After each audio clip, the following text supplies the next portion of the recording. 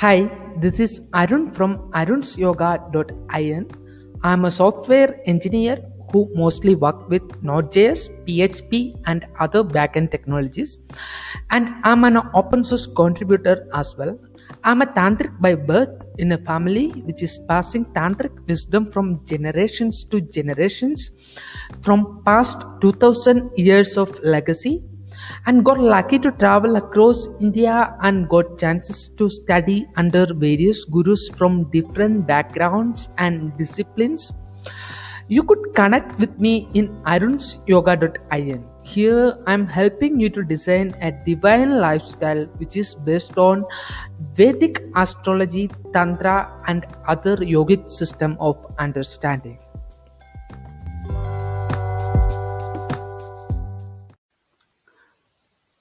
Hi all. Today's podcast we are having a guest. His name is Joshua. This podcast we are talking about porn addiction, sexual violences, need for sex education, also his chart as well. Because of the length of this particular podcast which we have splitted it up into two. Joshua Shea is a recovering pornography addict and the author of Porn and the Pandemic. That book discussing about how 3 months in 2020 changed everything, that is released on July 2020. He has also authored The Addiction Nobody Will Talk About. This book, he is talking about how he let his pornography addiction to hurt people and destroy his relationship, 2080. And co-author of his, he is a porn addict. And what is now? An expert and former addict answer your question. Since 2018, Joshua has given more interviews about pornography addiction than anybody in the world to date. He has appeared on over 200 plus podcasts, televisions, and radio shows, using his wealth of research and personal story to promote the ideas that porn addiction spans all demographic and those with a problem should seek help before it's too late, as it became in his case. Prior to admitting his addiction, Joshua was a prominent magazine publisher, award-winning journalist, film festival founder, and politician in Central Maine. In 2017, Joshua launched recoveringpornaddict.com. He has also contributed articles about recovery to the fix.com and Recovery Today magazine. He is a TEDx talk speaker and has developed and presents a porn addiction education lecture for churches, libraries, and other groups. He is sober since April 2014. Joshua still lives in Central Maine with his wife and 2 children. So, welcome to the Vedic reading series, episode number 13, Porn Addiction, Recovery, and Proper Sex Education, Part 1. I'm also starting. Yeah, hi. Thank you for being a podcast guest to my podcast series of Vedic readings. And I have gone through your website and the work which you have done, like the books you have written, which is actually how did you came out from the porn addiction, especially. That is something which people don't like to talk about, like, nobody wanna go out and ask somebody, hey man, how many porns did you watch today? Exactly. And that's part of the problem is nobody wants to talk about it, so nobody knows how bad the problem of porn addiction actually is. Yeah, exactly. So can you tell us the story. How do you came into pornography? Like, the porn is especially it's like a first-hand educational, sexual educational materials also, because as the internet grows very fast and the technology grows very fast, everybody has the accessibility to the porn world, so they can actually see everything in their own mobile phone, and all the work they do everywhere it is there. Mm. So can you tell us the story? How do you got into seeing porn, and what was the behavioral changes which has made in your life, and how did you notice that change is occurring in you, and how do you came out from that, and more than that, what you do in your daily life, for a living, or what work you do, like. Well, you've given me enough questions to go for 3 hours.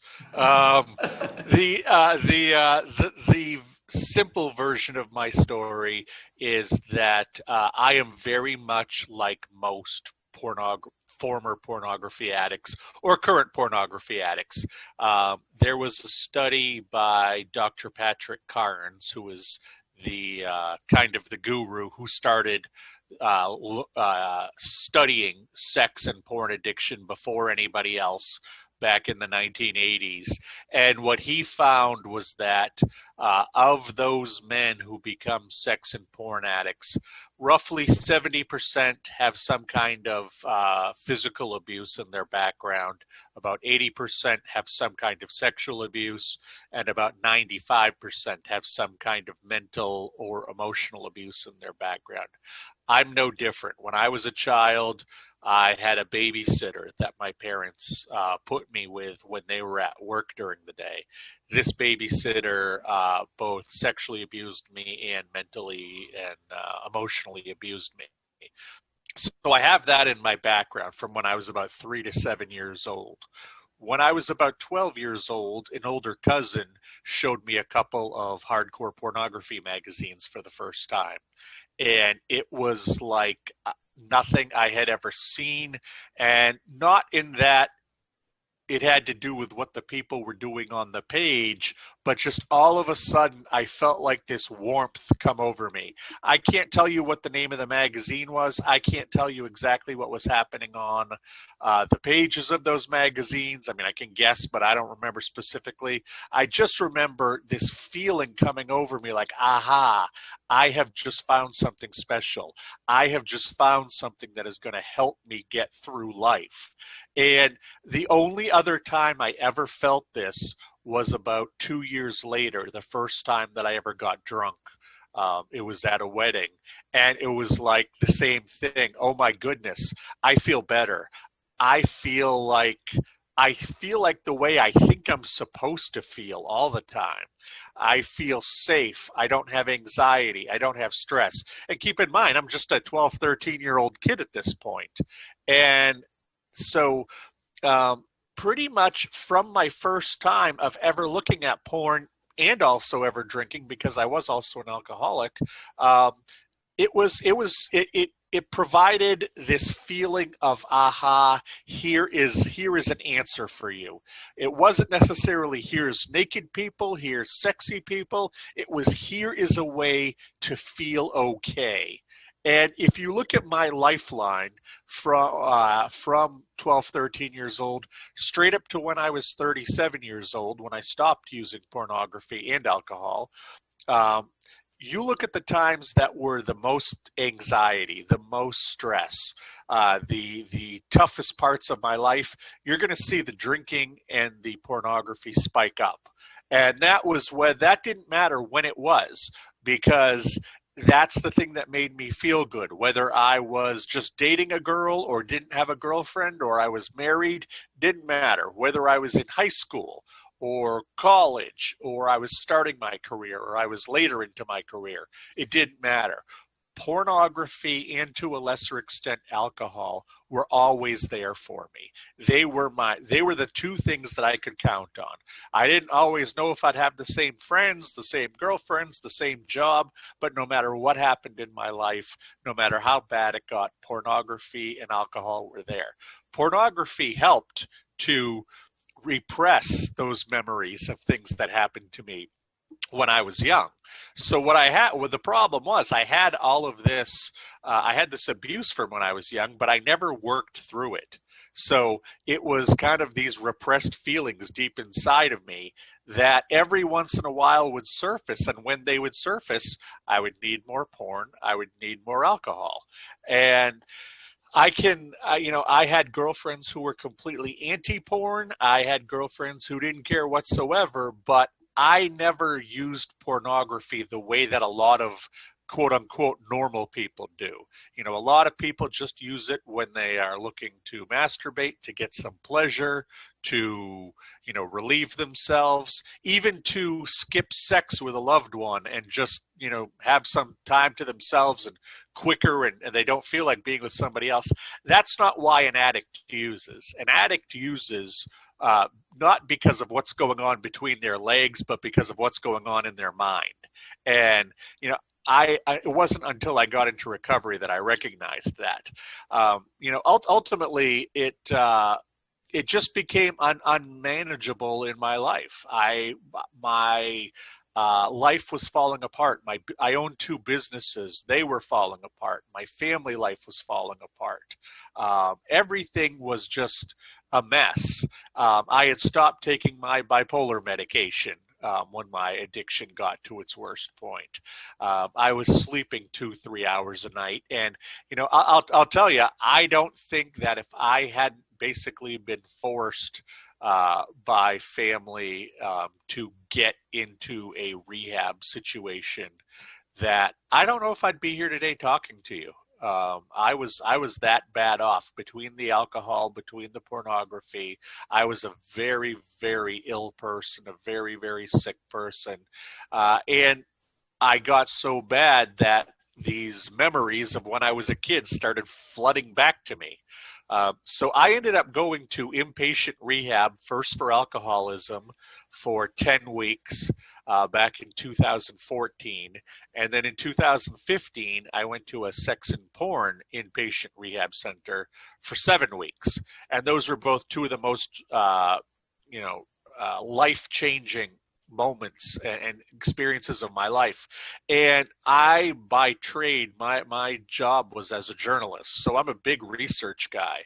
And when I started tackling this, going to the rehabs, and I have a great local therapist, I tried to do a lot of reading and research about it. But there's plenty of books out there about alcoholism. There just weren't many books about pornography addiction. So being a journalist, I decided to write one.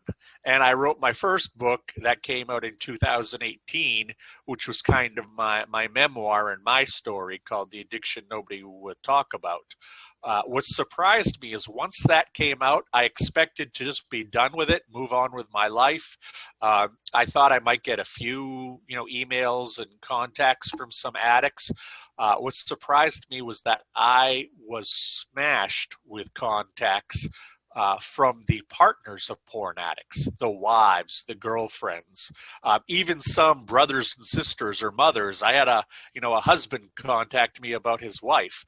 It amazed me how many partners were in a situation similar to my wife when she found out that I was a porn addict, and I had to come clean with her. So I made the decision to keep writing about it. I wrote a book with a partner who was a licensed marriage and family therapist in California here in the U.S. And that book ended up being a bestseller in several different categories on Amazon. And that's the one that has still sold, 10 times more than anything else I've ever done, to the point where I ended up becoming a certified betrayal trauma therapist so I could start coaching partners one-on-one, because there seemed to be this, you can go and see a therapist, but if a therapist hasn't been through a situation, all they have is people they've talked to, all they have is theory. And what I have found is that both talking to addicts and talking to the addicts' girlfriends and wives, I'm able to connect with them on a different level because I've been there. because I put my wife through it. And, every day now it is still, it's still a battle. It's not nearly as bad as it was 6 years ago when I first started, but, much like an alcoholic, much like a gambling addict, much like a food addict, this is something that I have to manage every day of my life. And unlike those other addictions, people still won't talk about pornography, and we both know why. But I'm out there trying to tell people we need to talk about it. I'm not trying to eradicate it. I think that's crazy. I know here in America, 100 years ago, we tried to outlaw alcohol. And that was absolutely a mess. That never worked. And I think it was 7 or 8 years later, we made it legal again. So I'm not for banning pornography. What I'm for is education. I think that parents need to talk to their kids about pornography. I'm sorry, but in 2020, 2021, that's the world that we live in. And I think that people need to understand that in talking about pornography, you don't have to describe every little thing you see on the page. You don't have to talk about those crazy little things that itch, that scratch in the back of your head that you might be a little bit ashamed of or embarrassed to admit. But we do need to talk about how we use this material and the possible potential harms to it. And we're seeing that now. The internet's been out about 20 years. We're seeing the first generation of men and women who had access to pornography like no other time in history. We're seeing what the fallout is. And there are many addicts and there are many sexually unhealthy people because of it. So I see my job as just being out there, trying to educate people, trying to let them know, hey, this is not harmless. You need to know how to use this. If you're going to drink, if you're going to smoke, if you're going to gamble, you know that there can be a downside to it. You know that you can become addicted to it. And I just want people to understand that's also true with pornography.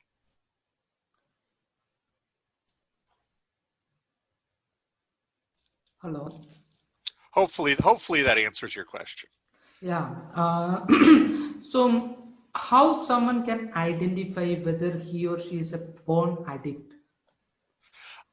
Well, there's a few different ways. First, I can tell you as an addict, it wasn't really about satisfying any sexual needs I had. I thought that it was at first, but now that I've been through the therapy, now that I know about it, I can look back and I can recognize that it was really about calming myself down. I drank to numb. I drank to numb myself. With pornography, and everybody's a little bit different why they become an addict, but with myself, it was about, pardon me, it's my new little kitten. My pornography use was about control. When I was a child at that babysitter's house, I lost my control in life. And I promised myself I would always have control. And in those times in my life when my control dropped, hey there, wow, I'm sorry about that. This kid, I can't keep this kitty away from me today. I couldn't control what was happening to me at that babysitter's house. I made myself a promise that I would one day not let anybody control me. So I owned my own companies. I owned my own house. I didn't let people control me. Except, of course, we can never control ourselves 100%. So when I used pornography, that was when I had very little control. Because when you think about it, nobody, when you're looking at pornography, is ever going to say no to you. The person on that page, the person on that screen, they can't say no to you. You can have a blonde-haired girl, you can have 3 girls, you can have 5 guys, 4 girls, 3 goats, and a horse. You can have whatever you want, and nobody is ever going to say no to you. You are the master of your own world there. And where do people want more control in their lives than as a quasi sexual being? That's the epitome of control, I think, for a lot of people. And that was it for me. And that allowed me to, in times when I was having trouble running my company, in times when I wasn't connecting with my family, just when I wasn't making a lot of money, or just different things happening. When I felt like I was out of control, pornography allowed me to feel like I did have control. Now, that may not be the case for everybody, but there are certain things that most people can look for. Number one, with addiction, and this is true with all addiction, is that you make a lot of promises to yourself that you can't keep. For pornography, it might be, oh, I'm only going to look at pornography 2 times this week, but you end up looking 5 times. Or you say, I'm only going to look at pornography for 30 minutes, and you end up there for 2 or 3 hours. And it's because you can't find that perfect piece of pornography that's going to do whatever needs to happen in your mind. Because addiction, whether it's sex or porn or gambling or cocaine or alcohol, it's about the pleasure centers in your brain. It's about your dopamine receptors, serotonin, oxytocin, a bunch of other little chemicals in there. It's about getting those to fire. When you get high for the first time, no matter what your addiction is, when you get high for the first time, it feels great. And you are chasing that high constantly, but you build up a resistance to it, I guess would be the term. And that's kind of how somebody who drinks beer has to move on to wine, or has to move on to the hard stuff. It's how a gambling addict starts betting, maybe $20 a hand, and then 50, and then 100. What you have to do is escalate these behaviors. Pornography is no different. So when you have to escalate behaviors, what happens? Well, there are trade-offs. You stop doing the things that you liked in life. Maybe you don't hang out with friends as much. Maybe you don't watch TV as much. Maybe there are, hobbies you had. You start to replace the things in your life that you liked with your addiction. Ultimately, what happens is that you have to, how do I put this? You have to recognize that your life is no longer your life. You are giving into this substance, or you are giving into this behavior, and you're not in control of things anymore. And once you realize you're not in control, you try to control it, but it's too late. You're already an addict. And that's where the real struggle comes in, because once you realize you're an addict, then you try to fight it. You're not just doing it to feel good. You're not just doing it to relieve yourself. You're not just doing it to feel better. You now recognize it's a problem, but you can't stop. So that brings back the anxiety. That brings back the stress. Now, everything that you were using this substance for to escape is back. So now you're an addict and you have all these problems. And it's just a vicious circle. So you do more of your addiction, whether that's more lines of cocaine, or more time looking at pornography, or weird pornography, or whatever it may be. You have to keep just ratcheting things up. And eventually you end up with a massive problem that either you go and get help, or you end up hitting rock bottom. Now, rock bottom can be you lose your family and friends, you lose your finances, you lose your job, you end up in trouble with the law, you end up in a physical or mental mess. And a lot of times, if you don't get help after hitting rock bottom, you end up dying. Unfortunately, and I hate to say that, but you end up dying. People die of their addictions every day because they can't get them under control, despite the fact they know they have a problem. So, one of the biggest things is admitting you have a problem, but one of the biggest things is also understanding that almost nobody beats addiction on their own. I would bet less than 1 out of 100 people who try beat addiction on their own. You need the help of other people. You need support. You need sometimes, therapists. Sometimes you need medicine. There are a million different ways. There are 12-step groups. But if you recognize that you do have an addiction, or you think that you're getting an addiction, you've got to get that help, because addictions don't get better on their own. They get worse. And that's one of the things that I'm out there always telling people is that addictions get worse. You can't just, it's not like having, a scrape on your hand. Eventually this will heal up. Addictions aren't like that. A lot of people who believe that they've beaten an addiction on their own, they will recognize, oh my, they didn't. They actually just switch their addiction to something else. A lot of people, kick porn or think they kick porn, but suddenly realize they're playing video games 12 hours a day. Or people will kick cigarette smoking, but then they gain 75 to 100 pounds because they're eating all the time now. It's really important when you try to kick an addiction that you kick your addictive behavior, you kick your addictive personality. It's not just enough to switch your addiction from one thing to another. Because like I said, addiction isn't in a pack of cigarettes. Addiction isn't in a porno magazine. Addiction isn't in a bottle of beer. Addiction is up here. And it's very easy to switch the addiction without realizing you're doing it and telling yourself the story that you're beating the addiction. When in fact you're not, you're just switching it. So, people have to look out for that. Look out for your cravings. Look out for any behaviors that you're switching with other people. It's a scary, scary thing, but I am proof if anybody can beat addiction, if I can beat addiction, anybody can. I beat alcohol and pornography. I quit both on the same day. And, if I can do it, anybody can do it. And that's why I'm out there trying to tell people who think it's impossible, it is not. It's hard work. It's sad work. It's angry work. It's frustrating work.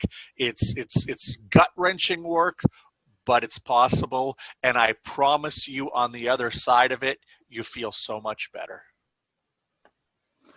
So there is porn is like a first-hand sexual educational material, because the porn is available everywhere, which is like it is available in the small mobile phone you are having, the laptop you are working on, the TV you are watching, and the magazines you are reading. It's like a first-hand educational material for the people, those who actually sexually active, like kids, those who are actually close at the age of 12 or 13, where the hormones are started to make them to sexually active. And so these kind of pornography materials which is coming into their hand, like a 13-year-old, especially at this particular time where the internet is making the pornography available everywhere. And approximately 70% of the content in internet, as a software engineer, I know that approximately 70% of the content in internet is actually pornography.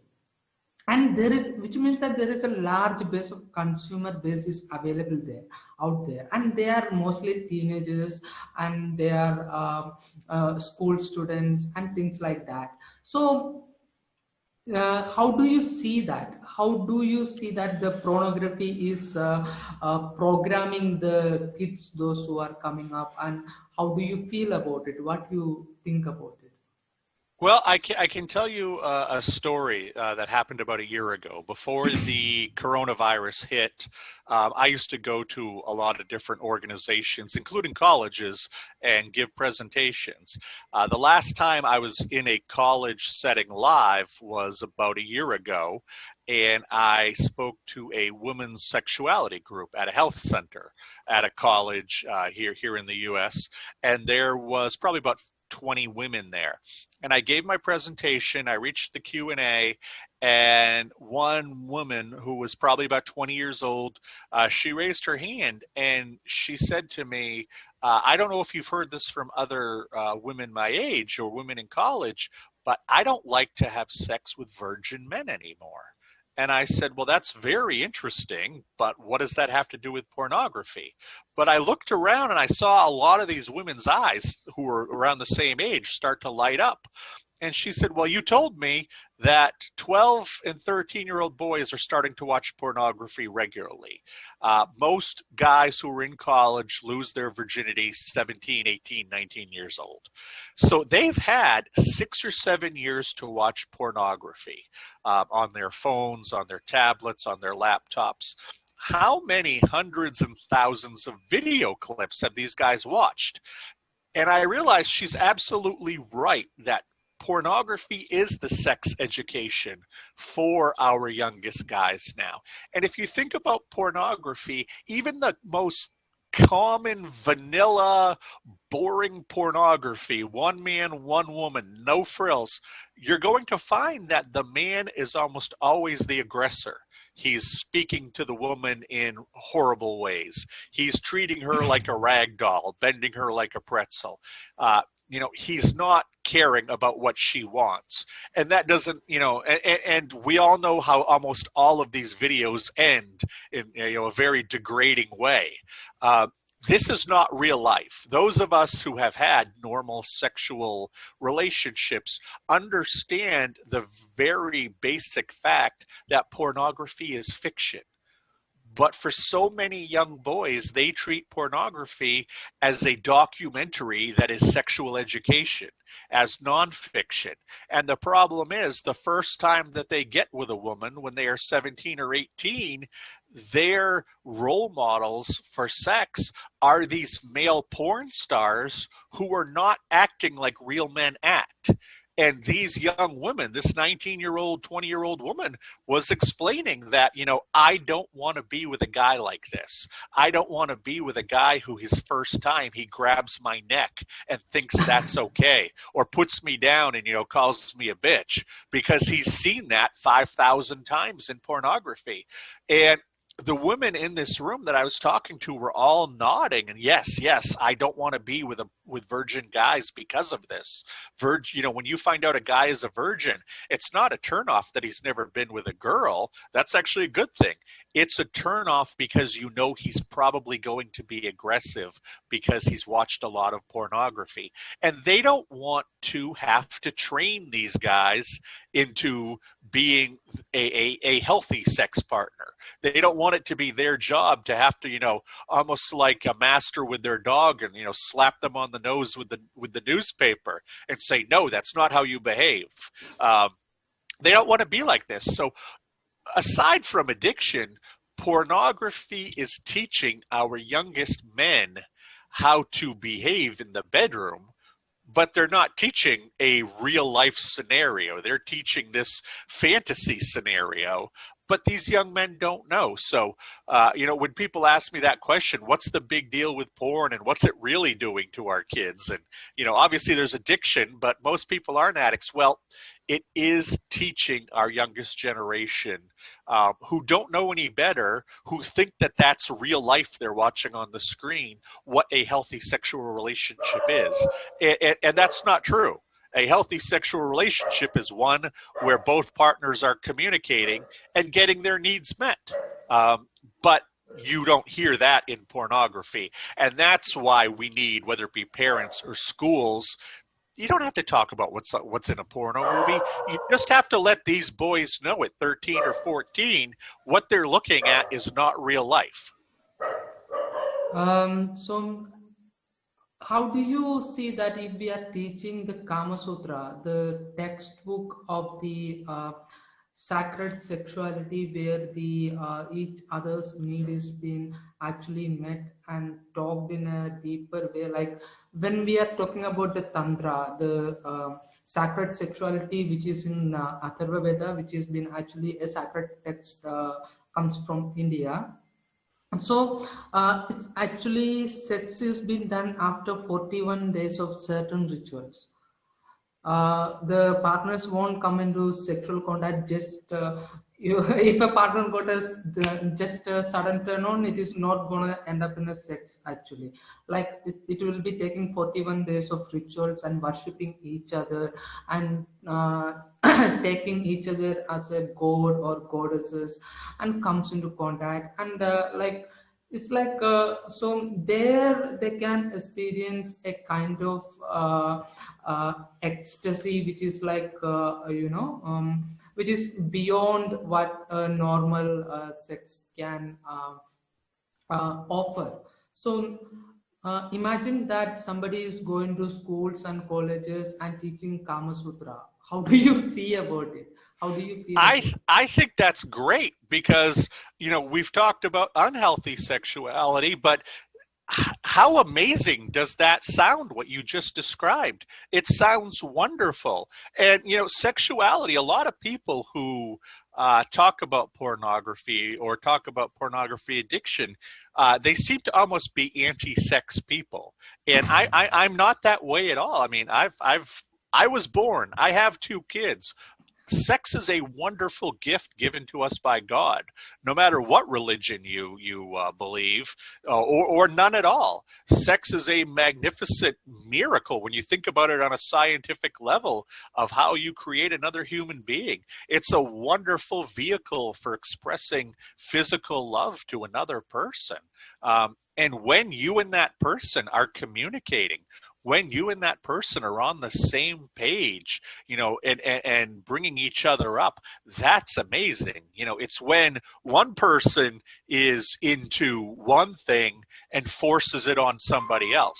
You can have 2 people who like pornography and want to watch it together. That's totally cool. If one person wants to watch it and the other doesn't, you can't force them to watch it. If one person wants to play with whips and chains or play with food or whatever it is, and the other person doesn't, that's not healthy to force them to. If they both want to play with whips and chains, if they both want to play with food, whatever, if they both talk about it, if they both reach consensus and communicate and agree that they want to do something and they explore their sexuality together consensually and sharing, I think that's an absolutely wonderful thing. I think that's one of the greatest things in the world. You and I are only here because of sex. It's funny that for thousands of years, different civilizations have been so scared to talk about it and so ashamed to talk about it. Well, guess what? We're all naked under these clothes. Every single one of us. There's not a single person out there who's not naked under these clothes. There's not a single person out here who it wasn't a man and a woman got together to create that person. That's how it works. I don't know why we're ashamed of it. I don't know why we're embarrassed of it. I don't know why there isn't more celebrating of it. I think that when you are ashamed, when you hide, when you won't talk about things, that's when unhealthy sexuality breeds. It's like putting seeds in a garden, unhealthy sexual seeds, and then pouring water and putting sunshine on them. What we need to do is, if we could have more of these open discussions about sexuality, I think we'd be a much more healthier world. I think there wouldn't be a need for pornography nearly as much. I think that people would be more open with their partners. In talking about the Kama Sutra, I know that there are a lot of people who, because of, certain media out there, just look at it as crazy sex positions, and that's all it is. And there's so much more to it. If you do get into it, and obviously, I've been to your website and I've learned a lot. And I think that, when done correctly, utilizing the Kama Sutra, as a couple is a magnificent thing. I think it's a wonderful thing. I don't think there's anything to be ashamed or embarrassed about, utilizing it. So right now, if we see the statistics in the internet, India is the one of the largest consumer country of the porn in the world, and that particular country has actually banned the movie named Kama Sutra to release in India. So there is a hypocrisy is existing on the face of hypocrisy is existing with the human beings, where they are the largest consumer of the porn one hand, and other hand they are actually acting like they are not, because Well, the people might talk lies, but the numbers won't. well, Numbers are numbers. I got to tell you that one of the things I've learned in the last 5 or 6 years of studying pornography and obscenity law, how governments deal with this kind of stuff, the people who yell the loudest are usually the ones who use it the most. The people who, I look at just here in America. You look at something like, there was a senator who was, screaming that he was anti-gay legislation. There should be no gay marriage. Now, I don't care how anybody thinks about that. But what did this guy do? He got busted by the police with a man in an airport bathroom because he was secretly gay. And what I have found in studying this kind of stuff, the people who make the laws, or just the people who scream and yell about this the loudest about how much they hate it, or how much they, how we should all behave a certain way, they are usually the ones who are behaving absolutely the opposite. And the internet, whether a country wants to accept it or not, is an international entity. And it's much like, anybody who has any 13-year-old can tell you how to get on the internet and find anything they want in any country that they're in around the world. You have countries, for instance, I know the UK has just put a ban on anybody under 18 accessing a porn site, and has said that all porn sites now need to have some kind of authorization at the front of them that you have to prove you're 18. Well, come on. There are sites from Russia and India and the US and Africa and Australia that are never going to comply with this. And what happens if the UK finds their IP address and puts a block on it? Well, you just get a different IP address and put up the exact same website.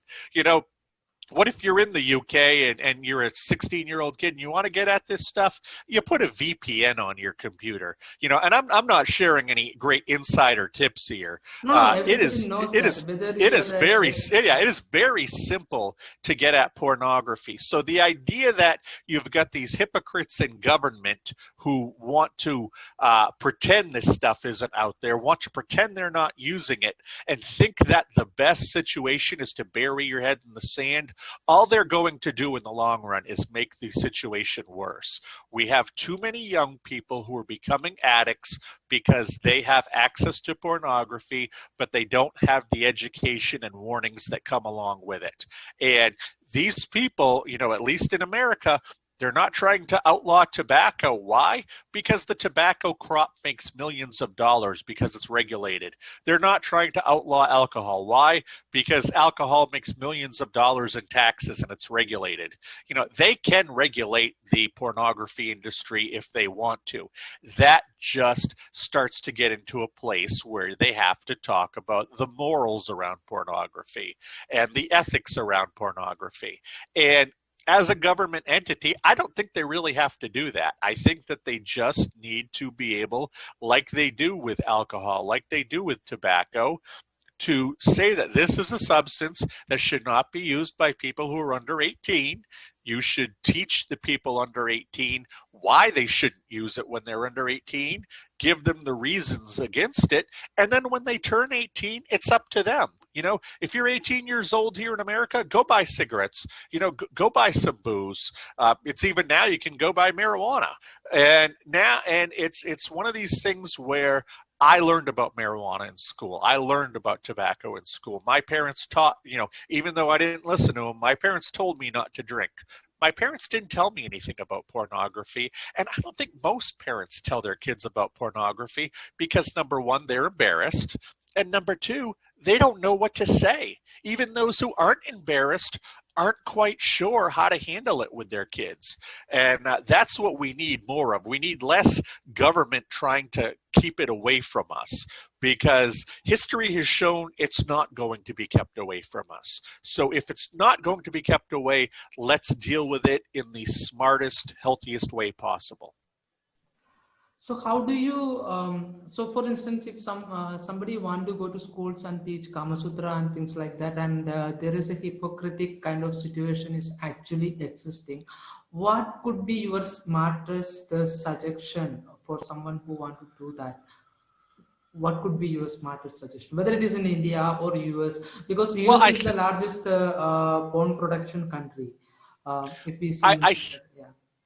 I think what we have to do is to talk about it, teach about it, have conversations about it that don't have shame and judgment. When pornography comes up as a topic, somebody will always make a face or say they don't look at that garbage, or something like that. That immediately shuts people down. If you and I are having an adult conversation about pornography use, and a third person joined us and says, "You're all just a bunch of perverts if you look at pornography. Pornography is bad. You're going to go to hell," and they're shutting you down. You don't want to continue to have that adult conversation because they're making you feel bad or trying to make you feel bad as a person. Now, ironically, they probably look at pornography themselves and will never admit it because they're so ashamed of it. It's not just the government. Everybody is like this. And that's ultimately the problem, is no matter what it is that you're trying to teach about sexuality, about pornography, about the Kama Sutra, about the body itself, we carry, and like I said, it's through so many religions, so many cultures, that we have problems talking about our body. We have problems talking about sexuality. And we need to get over this. This is, the 21st century. We're now 1/5 finished through the 21st century. And it's time for us to not act like it's 400 years ago. It's time for us to grow up, to remove the shame of it. Hey, we're all here because our parents had sex. We can't pretend that our parents never had sex. We are proof they did. And that's not a bad thing. That's not a dirty thing. That's not a gross thing. That's in most cases a wonderful thing. I know there are cases where it's not, but that in most cases is a wonderful thing.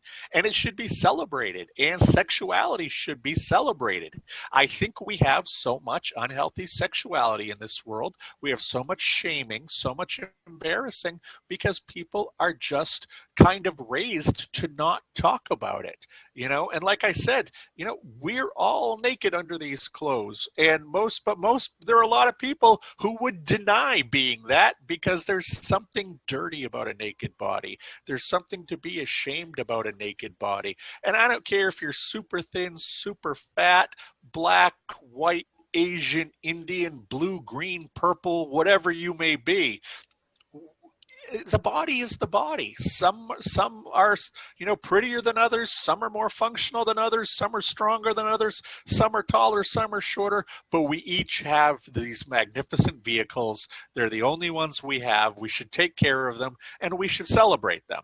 And I think that that gets lost even today, and that's a shame, because with all of this technology we have in the world, with all of the knowledge we have at our fingertips, like no other time in the history of mankind, we're still acting like cavemen when it comes to this stuff. And it's time to be a little bit more enlightened and grow up a little bit and recognize that all of these negatives or stereotypes or beliefs that we have with sexuality, they come from the people who were before us, who couldn't handle it. And it's up to us to try to change things and move things forward. And it's up to us to talk to our children to try to change things, to try to move things forward. It's the perpetuation of the species. And maybe conversations like you and I are having wouldn't have been done 25 years ago because there were no podcasts. And maybe there is a 12-year-old kid listening to us. And maybe there's a 65-year-old lady listening to us. And maybe both of them will walk away, with a healthier attitude towards sexuality, no matter what's happened in their past, that it's not a dirty thing, that it's something that does need to be talked about. And when we repress our beliefs about sexuality, when we repress these conversations, that's when you start moving into unhealthy areas. That's when you start to, experiment and look for pornography that may be a little bit outside the norm. If you like whips and chains, good for you. I'm sure that there is a woman or a man out there for you who also like whips and chains. Go and find them and go and explore that side of yourself in a healthy way. Doing it in a basement by yourself, feeling embarrassed and ashamed, is not healthy.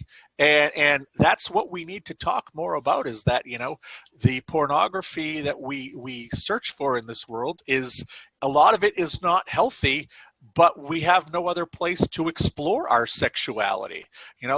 Pornography allows us all those little things that itch us in the back of the head that we don't want to talk about, that maybe turn us on a little bit. Maybe, there are men who like to wear women's clothes, and, there are women who want to be with women. And there are all these different things that as normal people, we wouldn't talk about because we know it's not safe in society or accepted in society. And pornography allows you to explore that, which isn't necessarily a bad thing.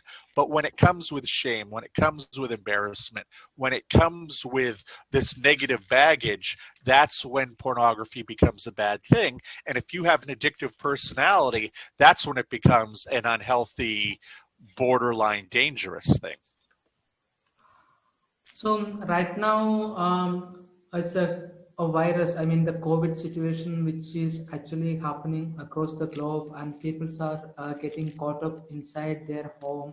And websites like Pornhub and stuff like that, they are offering a free premium, things like that. How do you see this? I mean, most of the people has got very good exposure to pornography at this particular point of time. I mean, in last this year, at least, because of the COVID kind of situation. How do you see the result could be? What could be the result, that possible result you can imagine about it? A lot of people are looking at the users of pornography and saying, and there are more people using it by far. You just have to look at website statistics to see that. I think the biggest fallout of pornography is from the pandemic is going to come from the people who started making it.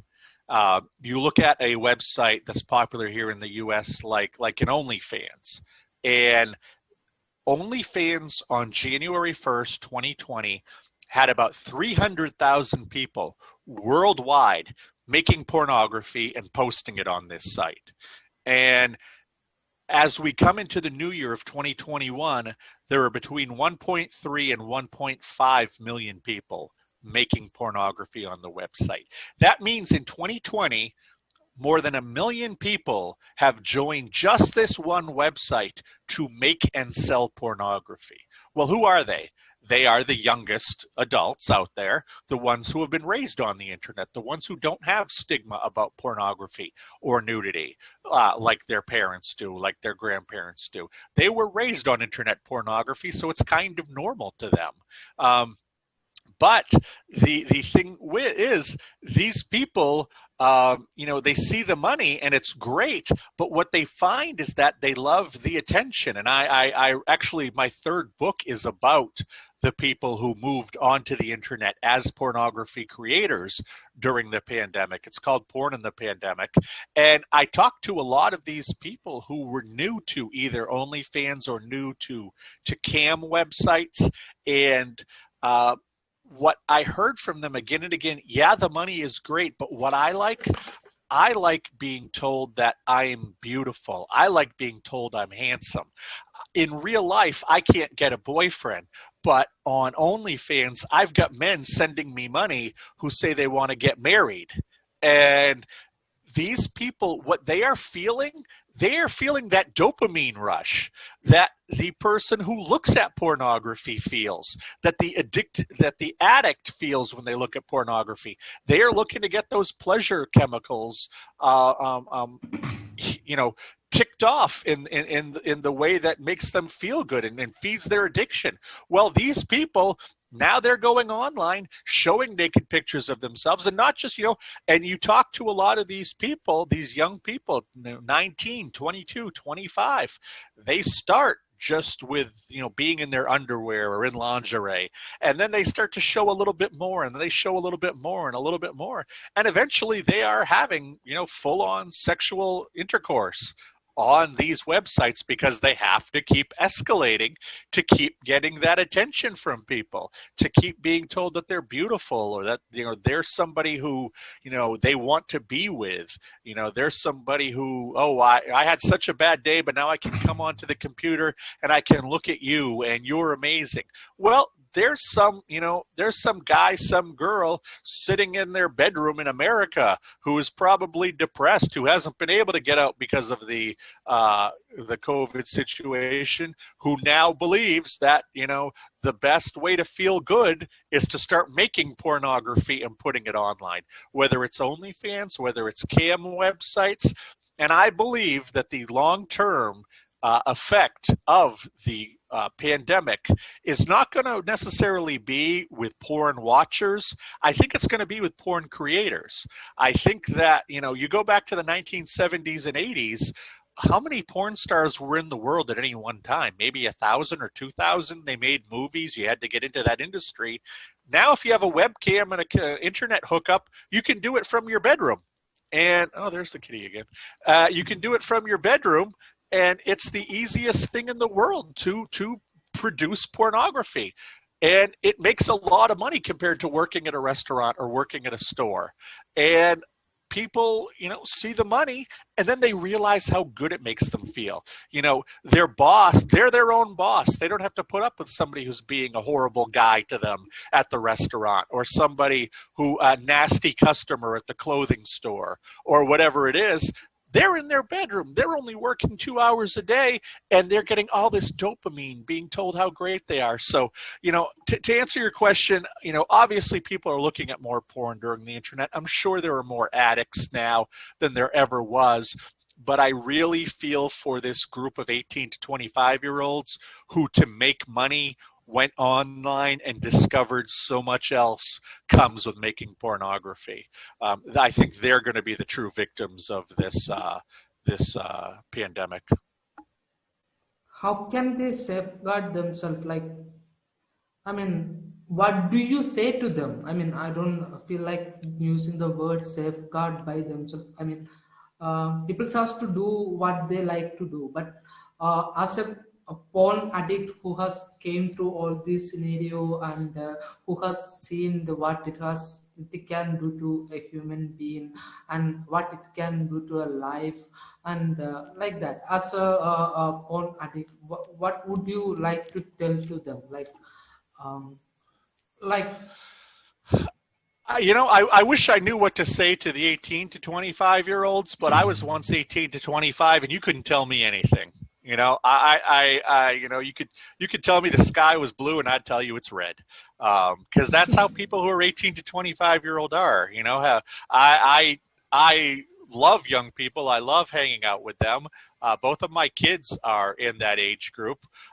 But this is the age group that, because they're individuals and they're out on their own and they're making their own decisions, and they haven't made a lot of horrible mistakes that they've had to pay for yet, that they don't think they're making mistakes. So it's tough to tell this group what to do. What we need to do is have less people become part of this group. I believe that it comes from, it's almost, I don't say it's almost impossible. It's very difficult, a lot of energy, a lot of effort to try to convince a 21-year-old who's already engaged in a certain behavior to stop. It's so much easier to convince 10, 14-year-olds never to start. And that's what we need to do. We need to look at the next generation coming up. I don't think it's never to start. We should teach them sacred sexuality. What is the sacredness of the sexuality? Because when we say no to that, the first thing comes to the people is like, why this no, So they definitely try it out. So saying no is opening up the alternative is the possible way. That's what I feel like. Oh yeah. The last thing that anybody who's 22 wants is somebody who's twice their age telling them what to do. And I think that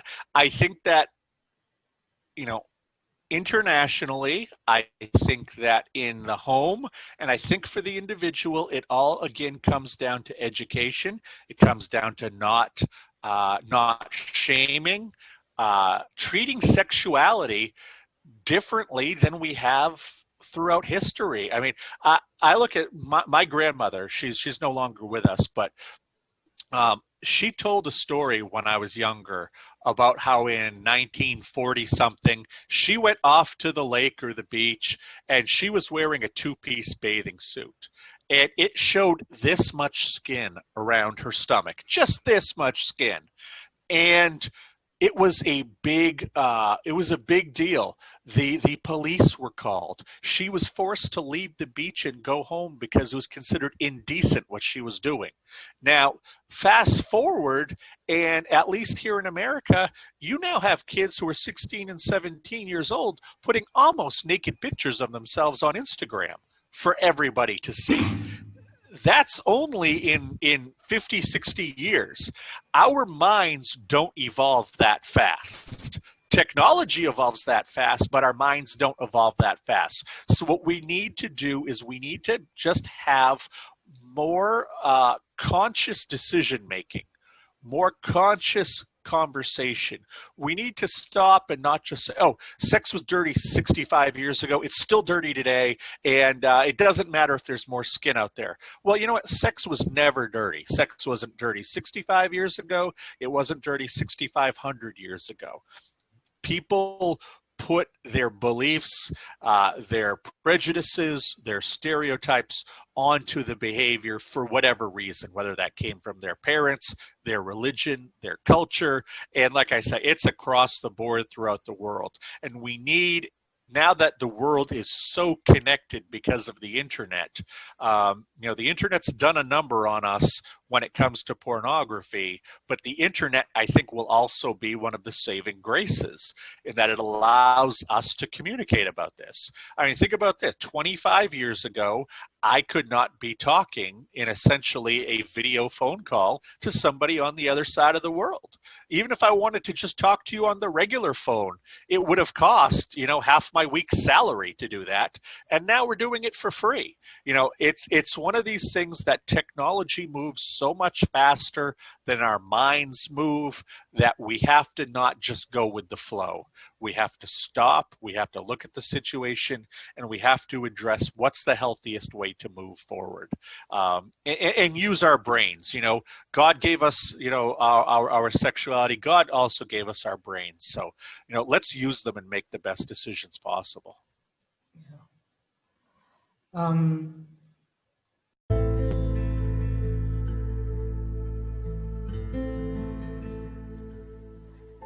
Thank you for listening to my podcast.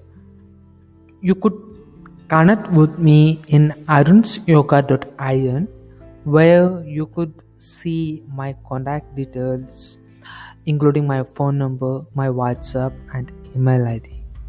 Stay tuned for more exciting episodes.